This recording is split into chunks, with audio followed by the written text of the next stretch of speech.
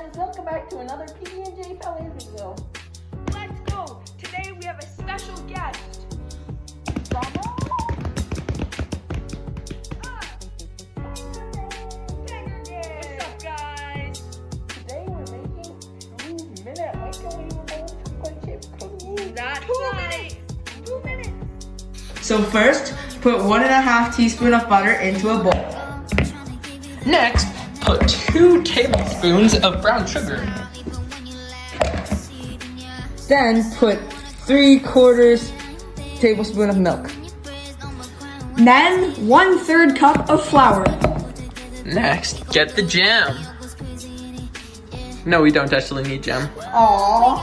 Again. A nip of baking soda into the bowl.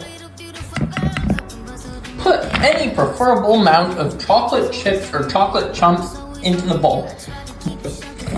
Mix, mix, mix. Mix it nice. Ah. It should look like this. Ta-da! Next, put the cookie dough onto some parchment paper, as many as you would like. Now put it inside the microwave for 2 minutes. Next, take it out of the microwave. And do stuff.